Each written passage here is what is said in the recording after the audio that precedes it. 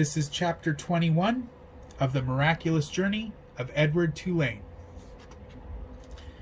The diner was called Neil's.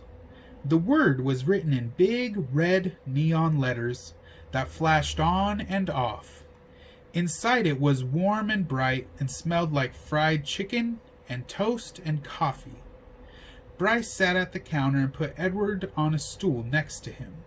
He leaned the rabbit's forehead up against the counter so that he wouldn't fall. "What you gonna have, sugar?" the waitress said to Bryce.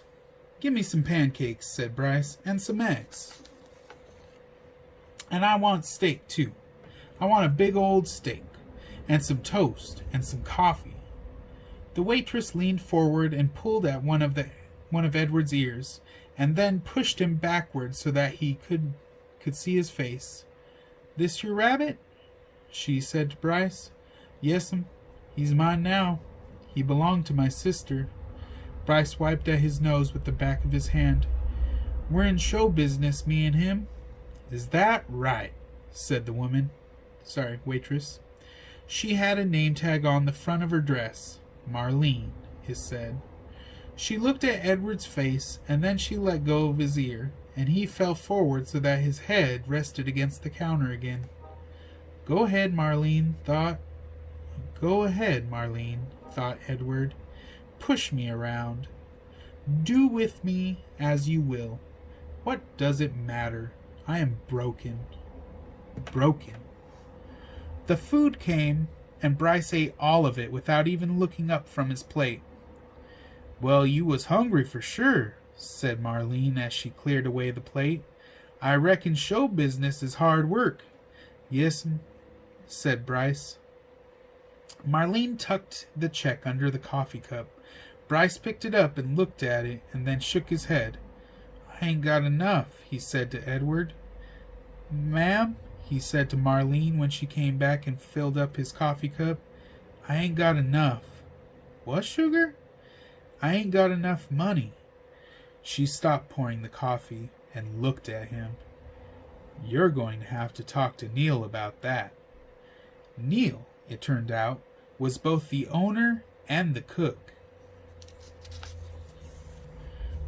He was a large, red-haired, red-faced man who came out of the kitchen holding a spatula in one hand. "You came in here hungry, right?" he said to Bryce. "Yes, sir," said Bryce. He wiped his nose with the back of his hand. "And you ordered some food, and I cooked it, and Marlene brought it to you, right?" "I reckon," said Bryce. "You reckon?" said Neil. He brought the spatula down on the countertop with a thwack. Bryce jumped. "Yes, sir. I mean, no, sir." "I cooked it for you," said Neil. "Yes, sir," said Bryce. He picked Edward up off the stool and held him close. Everyone in the diner had stopped eating. They were all staring at the boy and the rabbit and Neil. Only Marlene looked away. "You ordered it. I cooked it. Marlene served it. You ate it. Now," said Neil, "I want my money." He tapped the spatula lightly on the counter. Bryce cleared his throat. "You ever seen a rabbit dance?" he said. "How's that?" said Neil. "You ever before in your life seen a rabbit dance?" Bryce set Edward on the floor and started pulling the strings attached to his feet, making him do a slow shuffle. He put his harmonica in his mouth and played a sad song that went along with the dance. Somebody laughed. Bryce took the harmonica out of his mouth and he said, "He could dance some more if you want him to. He could dance to pay for what I ate." Neil stared at Bryce, and then without warning, he reached down and grabbed a hold of Edward. "This is what I think of dancing rabbits," said Neil. And he swung Edward by the feet, swung him so that his head hit the edge of the counter hard. There was a loud crack. Bryce screamed, and the world, Edward's world, went black. And that is the end of chapter 21. Wow. You know, in life, you're going to meet a whole lot of people, and it's really nice. It's really fun when you meet super fun, really nice people, and you know, you get along with them and they get along with you, and you know, even sometimes they're compassionate, right? They have sympathy or empathy, and they know how you feel, or they felt what you felt before, and so they can reach out and they can help you.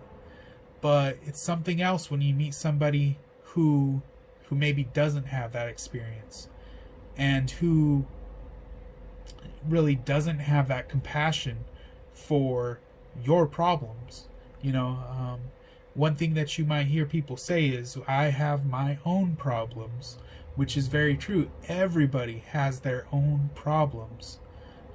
But as people, we have a choice to either have compassion and help people through their problems, or to not have compassion. You know, a really famous man, Voltaire, once said something like this, and I'm not saying his exact words, but I'm saying it as I remember it. He says something like, "We are all guilty of all the good we didn't do." Right? So being guilty is when you're guilty of something, it means that you're to blame for something. And so that saying means you're to blame if you're not good and do good things in the world. That's nobody's fault but yours. So a very strong chapter. I really love this chapter. I hope you enjoyed it.